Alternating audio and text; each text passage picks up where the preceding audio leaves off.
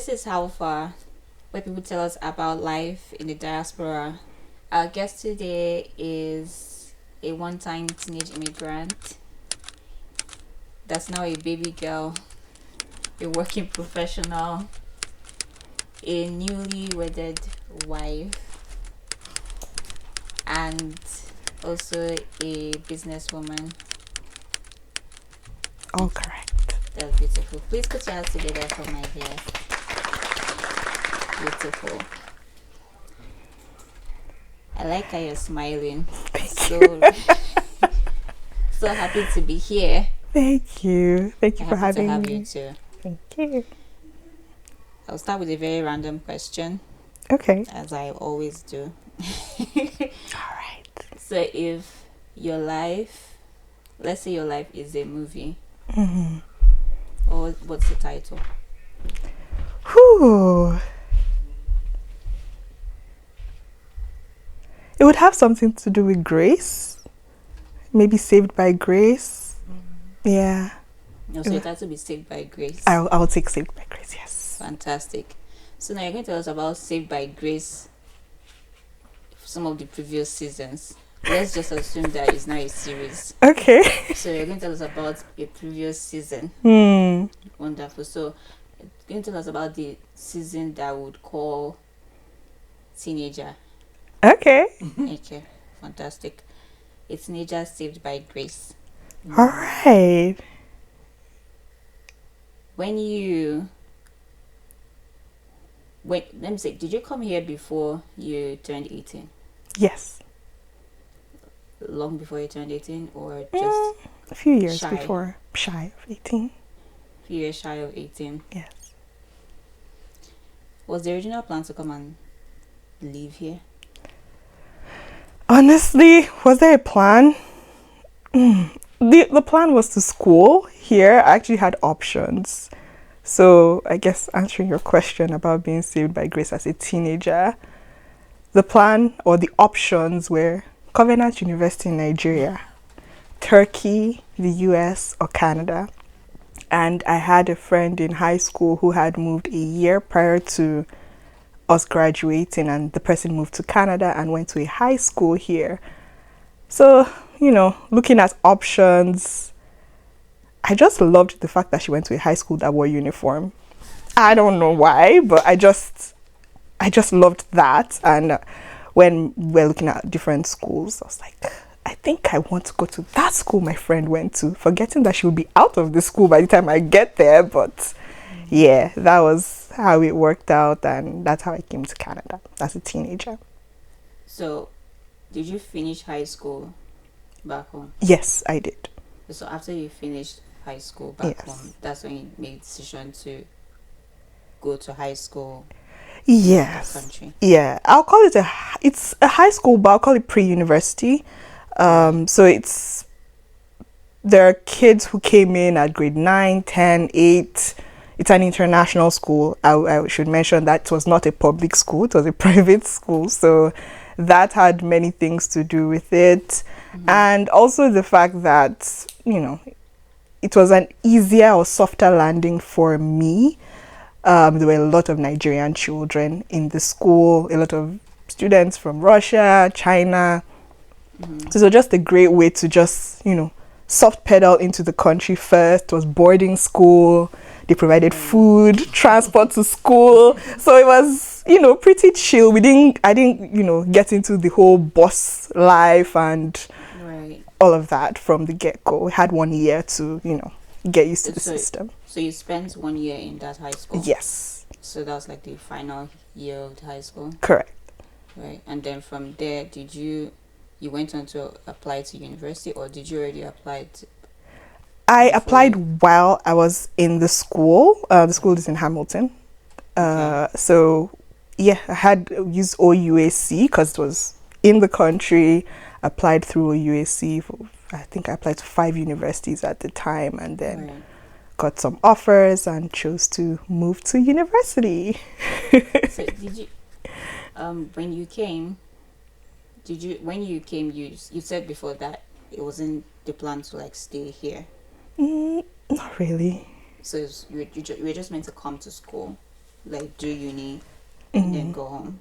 I would say that was my plan. I don't know if my parents had other plans or family had other plans, but to be honest, I just loved Nigeria so much. Maybe I love it still.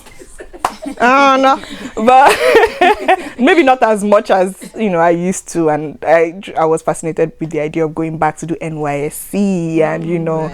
all of that good stuff. But I'm good.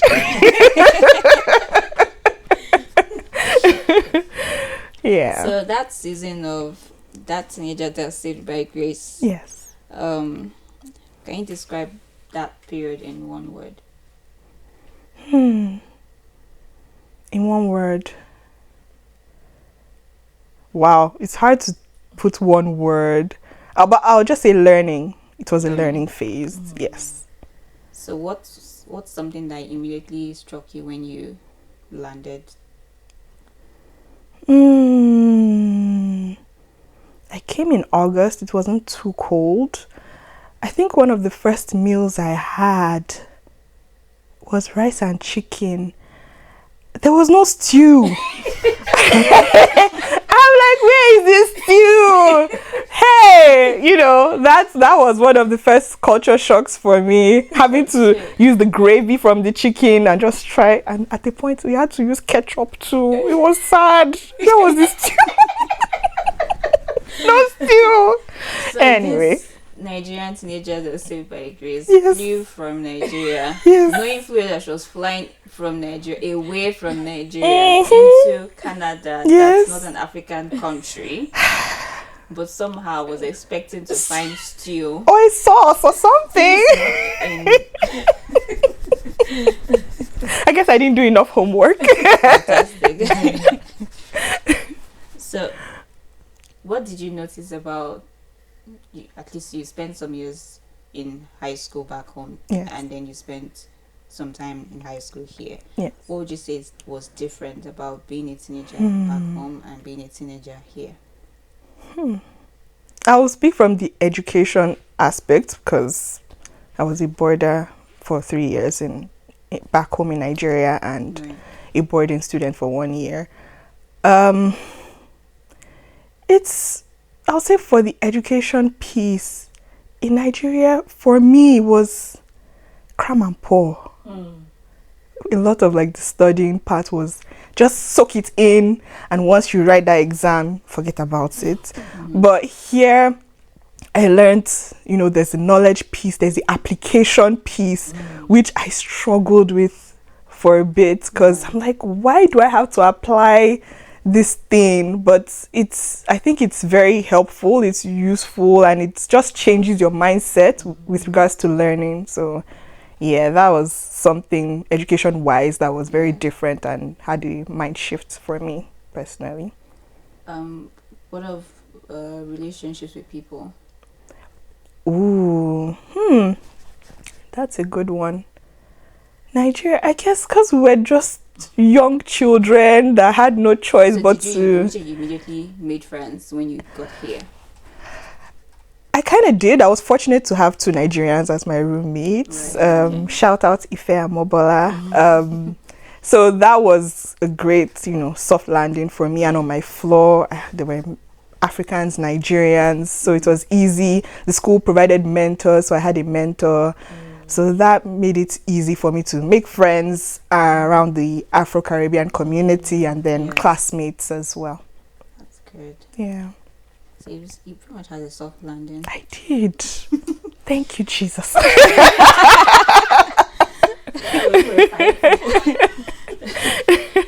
So tell me about university. You told me that you applied while you were here. Yes. What influenced your choice of school, what you chose to study? Yeah. Okay. Or did you already have what you wanted to study before you left? I did. You knew what I you were going did. to study? Yes, Okay. because I was in art class, And at the time, my school or the set before me took accounting, and I was looking towards accounting. And then when my set got to senior secondary, said we don't offer accounting anymore. So I knew the next best choice for me was economics. And so that's what I kept in mind. Most likely it was the finance route. So yeah, came here and did economics and all the math courses that would help me get an offer for economics. So most of the programs I applied for, 4 out of 5 were economics and 1 was business, commerce. Yeah. So you already knew, and when you came to school, what influenced the choice of school? Because you're in Hamilton. Yes, I was in Hamilton. The school there. Yeah. What influenced my choice? I think the fact that my university was one of the top ones. Yeah, just the good reviews, really. And maybe I just didn't check regarding my program. I just heard the school is a great school. I applied to U of T, applied to Queen's, McMaster, and Ottawa U, and then U Waterloo. So, yeah, I just heard it was a good school, and U of T didn't offer me my economics. So, which other school offered you? U Ottawa offered me with scholarship. McMaster did. Queen's did not. Then U Waterloo. Which other school? Did McMaster also offered me? So I had 4 offers out of 5, I think. Yeah, if I remember correctly. Yeah. But you chose the one you chose. Yeah. It's like there's more behind that. No, when you hear a school is a highly reputable school, you don't think. Well, I didn't think of the hard work that comes with it, and to maintain that standard of the school's reputation. So is it rigorous? People talk about engineering, and I will give them their flowers. Engineering is not an easy course to do, but for me, economics, especially in statistics. No, I wasn't a fan. No, I did not enjoy statistics. But I liked the public policy aspect. At a point, I almost changed my program, but I stuck with it and I finished. So when you were picking economics, was it passionate, something you enjoyed, or something that was just practical? Like, okay, once I do this one, I'll just get a job. I didn't even think about the job at the time. I think it was just, I think one of my role models was Okunjo-Iweala and the whole idea of finance and economics and running the economy, but I didn't know the intricate steps required to get there. Exactly. Yes. So you moved here while you definitely made some decisions yourself, or it looks like you did, but then you moved here while you still had some decisions being made for you. Yeah. I would say yes. So at what point did you start making your own decisions fully? I think after post-grad, because after university, I didn't know what next. The other option was to look for a job at the time and, talking with my family. My dad was like, why don't you consider, continue with school? And I think I made the decision of what I've always made the decision with the programs I go for, but this one I was more intentional about choosing the program I chose as my second program. So you said that was like your first big decision on your own? Looking back, now I'm not sure. I'm not sure. I would say every decision I made while in school, I think it kind of, I needed my family support in some way, shape, or form, either financially or morally, or it's the truth. I didn't work at all, so we're enjoying the benefit of bank of mom and dad, and I'm grateful. Yeah. So what's something that you say you had to unlearn when you got into this country? Something that's different from how life would be back home. As a teenager or now? We can summarize the entire journey. I'll bring up a couple of things. I had to unlearn. Obviously, as a teenager, it would be the earliest memories of things you had to unlearn. Wow, really thinking about it. I think at some point I needed to unlearn. Nothing comes to mind at this point, to be honest. Nothing comes to mind. So you say you're living in the very bougie part of your country back home. Bougie? No, not bougie. Because I mean, for there to be almost nothing coming to your mind about how life would be back home compared to how life is here. I'm grateful for that. Life I would is say very bougie, similar. but It's almost the same thing. There wasn't any difference. power supply maybe, and maybe some form of independence. But yeah. Okay, so we're getting closer to it. So That one. Yeah. what's the big thing about independence? As a teenager, being under my parents' roof. There's a time you can't be outside for at ungodly hours. Let me put it that way. But yeah, now I have to, or at that point, even as a teenager, I think, when they say you raise a child, but the child to wagbeko, let me put it in my own. I think for me, growing up, I've just been that person that certain things I never fancied certain things. So even when I came here as a teenager, I was in boarding school. The need to go out during curfew or go out at night wasn't really my thing. I don't enjoy drinking or smoking or clubbing. So yeah, I just maintained the standard that it was from home. So, Yeah. makes sense. Yeah. So is there any lesson that being independent taught you? That's whatever decision you make, take it with your full chest. And if it's a good one, good job. If it was a bad one, it's okay. Moving on. And what can you learn from it, really? That's the main thing. Yeah. So looking back now, what would you say either you or your parents did right in preparing you to come here? Either you or your parents, depending on who. I think bringing me up in the way of the Lord is the main thing. From being a child, I've always, gone to church, had family prayer time and all of that. And there's certain things, nuggets, life skills that my parents have just always, instilled in us, me and my siblings, I mean. And that has just stuck, and I think they did an awesome job. That's wonderful. So you navigated career, schooling, education, all that stuff.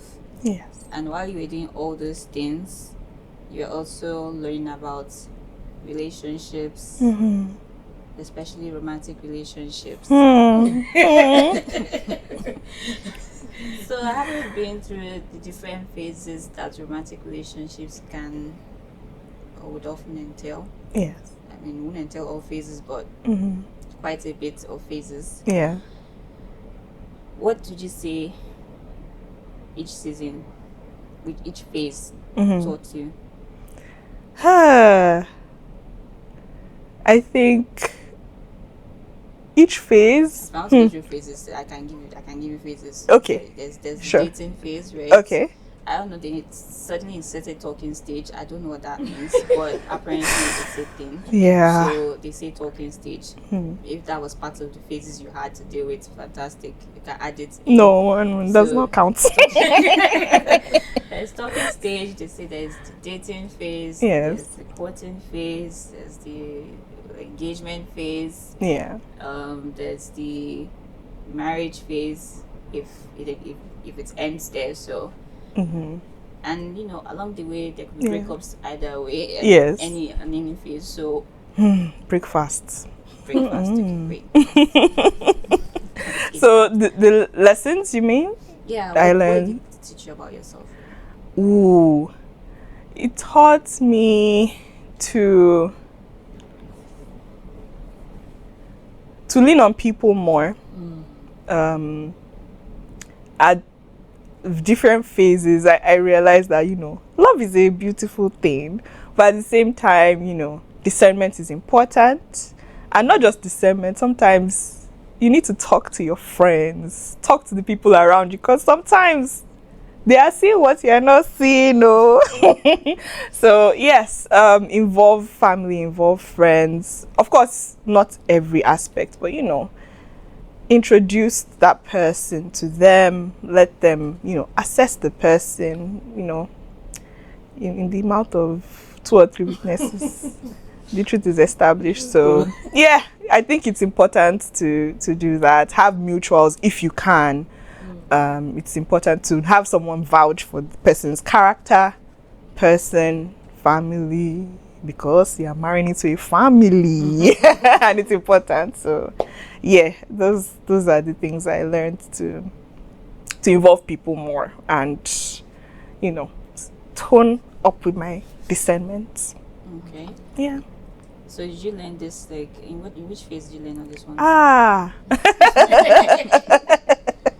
I learned that I was at the dating phase and at the breakup phase too. When you learn, as I said, it's your decision, right? Your decisions, you have to stand by them. If it's great, good. If it's not, you have to, what can I learn and how can I do better? So yeah, that's it. So basically, when you were trying to do better, yes, how did you navigate dating again, especially after a breakup? It was hard. It was hard. It was hard, but I think just opening yourself up to love again. I know it's easier said than done. Just being vulnerable again and taking it slow. There's nothing. You're not rushing. At the end of the day, once the the what's it called? You tie the knots. You guys have the rest of your lives to spend together. So why are you rushing? Take your time. Get to know the person. Understand. You can't know someone 100%, and that's the truth, right? But the little you can know it well, and be sure that okay, this is this person's habits. This is how this person is, and I'm willing to stick with it, whether or not they change in the future. So as were your relationships were they long distance or not? Long distance, mainly, mostly long distance long relationships. distance. Yes. So because you're the queen of long distance.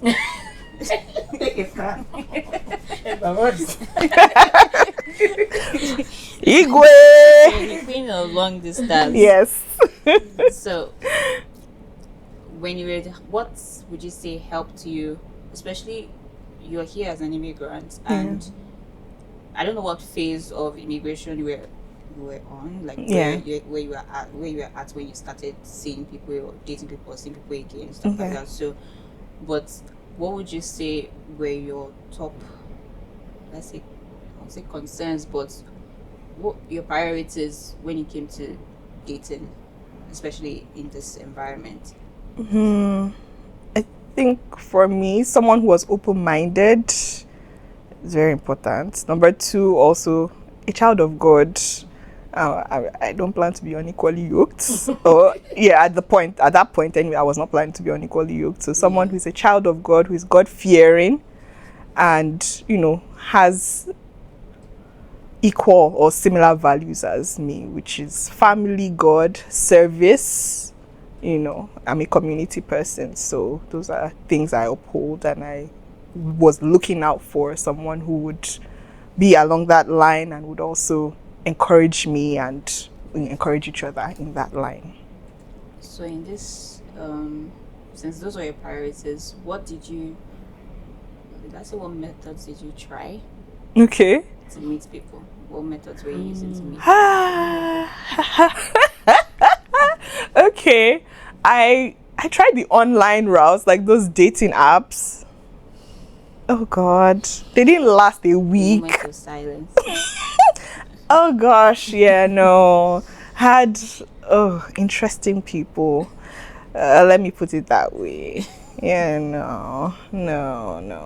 And I think the main reason why I even did the whole online apps, like the B's and the H's, and I didn't do T-O. Was mainly okay. Let me see if there's someone in the area close. Right. I've done long distance so much. Let's try within the area, but yeah, that didn't work for me. No. Okay, what other methods?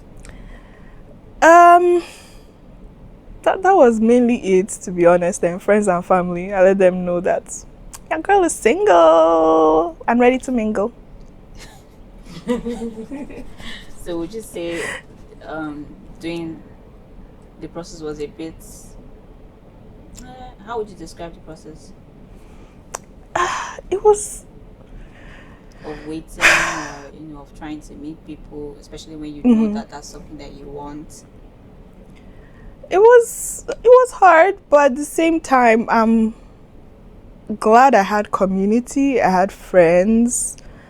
I have my squad. Shout out to you. They know themselves, and they were just a rock to lean on whenever, because we have 4 families now, and at a time I was the single one and all of that, but they've just been there, so that helped. Right. With that, and family as well. Always leaning on family and my friends, support group, church, being busy with work and all the other activities I had to do, singing, being in the choir, doing all my other stuff. Yeah.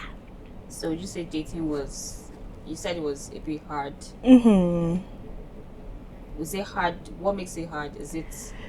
I think it's the quality of people. Let's be honest. I'm sorry, but it is what it is. Like, why would I be chatting with you at the first time I ask me how much I earn? Like, come on. You know yourself. Don't ask me come on. You don't know me like that. But yeah, I just had some very interesting people that they were interesting people. Yeah.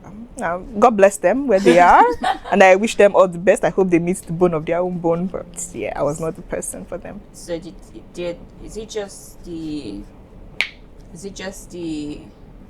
quality of people? Would you say there's any other factor that would have made it difficult, especially as an immigrant?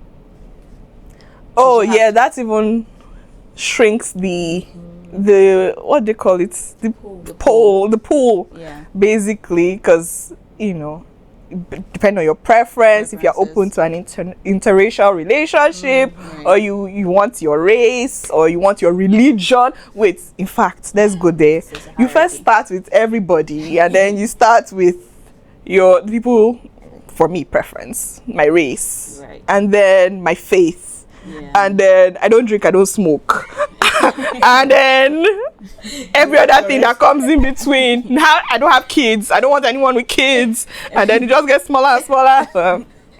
Well, yeah, that's part of the reason. Yeah. Right. Okay. So what? At least now you're married, so we know that it worked out. Yes. So what made it? And this was long distance. Yes. So what made this different from previous relationships or people that you met before? Yeah. What was different? Well, what made it different was it was long distance, but we had met before. We're friends or acquaintances. I'll put that word. Okay. We're acquaintances. We knew of each other, and yeah, that's helped rekindle things into a relationship and make things a bit marriage faster than yes just met someone yes online. That, okay. And we had mutual friends as well, which made it easier to get someone to hold by the collar in case, we don't promote violence, but, someone Just that in could case. vouch for my wonderful husband. So, yeah. That's sweet. So what made you feel okay, this is the right person? Different things. I would say personal convictions, because marriage is a lifelong decision, and at the end of the day, nobody forces you to the altar. So I had to seek God and say, I'm not trying to make any mistake, right? This has to be one and done, and my personal conviction would be number one, and the fact that we are friends. We vibe. We understand each other. When somebody's hot, the other person is cool, and he's 100% a supportive guy. Like he's always there. So that's part of it. We basically met at a friend's wedding, or his friend and my friend's wedding, and I could just see the effort he was putting into making things work, and assisting, even though he was at the background, and that's my kind of person. So yeah. Did you have any like concerns about long distance again? I've done this before. Yeah, some concerns will come, but I think testing the person's character and knowing that, okay, this is the kind of person I'm dating or I'm committing to get married to, it's trust, really. And whether or not, you overthink or whatever it is that trust and commitment that we are doing well. and communicating with one another as well. I know some people may be like, it's too much. But for me, we're in the loop with what's going on every day, and it just helps us keep accountability to one another too. So, yeah. So how do you? What would you say keeps you like connect apart from maybe daily communication? What else keeps you connected or grounded? In my marriage? Yes. Okay. What keeps me connected? Our faith is one of the things that we try our best based on time difference and all that, but we try to make it work to, pray together, study the Word of God together when we can based on time difference and work schedules. And I think the other thing that makes us connect, our gist. We love to gist. I love gist. I love gist. We love to gist. So that connects us. Yeah, we always have gist for one another. So that's always sweet. We look forward to gisting. Gisting partners, they stay long. The best. They last long. Yeah. You mentioned that you really, or at least you used to really like your home, where you're from. Yes. You used to really like it, but now it's okay. It's okay. It's somewhere there. Do you make any conscious effort to stay connected to? Yes. Food is one of the ways I am very connected. What's a comfort meal for you? Amala. I love my amala and ewedu. Please keep the gbegiri out if you're offering me food. And I'm an Ekiti girl, so pounded yam too is nice. Yeah. So food, clothing. I love my Ankaras. The fact that I can get something custom made and not have what everybody else is wearing is always nice. Fabrics and all, and my hair too. I try to. It's just me. I like to keep it. You have a patewa and beads. Yeah. A very African girl. Yes, I am. What's something that you'd say people, or you'd say misconception about people in the diaspora that people have back home? That once they enter the country, You know, everything is set. There's oh god. So I think I should back this up with a story. I did my internship after first year of university. I was in a co-op program. So I was like, okay, I'm going home for summer. Let me get work experience. And then the company where I was working, the guy in my team was like, you live in Canada now? Once you enter the country, they'll give you house, they'll give you car, they'll give you everything. I'm like, who said that? Who said that? Like, who told you that? Because that's a huge misconception that once you get into the country, there's a job there for you. Like, you just come like this, they give you one key to your house and one key to your car and dollars in your pocket. No, it doesn't work that way, guys. No. Ontario is yours to discover, and you will discover. Yeah. So what would you say is like what's in the next chapter or the next season? Season, yeah. Yeah. Of this league that has been saved by grace. For me, it's doing better with my career and my business. Definitely moving my business upward, helping people celebrate love, really, and whatever it is that means a lot to them, just celebrations. It brings me life. It gives me life. I just love the atmosphere where people celebrate and the organizational part of it, because I like to plan and organize. So those are things that I enjoy, and I look forward to doing more, working with other businesses and vendors to bring people's dreams to life. So that's the plan for the next phase. Why did you start that? I started a few months ago. Why? Yes. Okay, I started based on my own personal experience.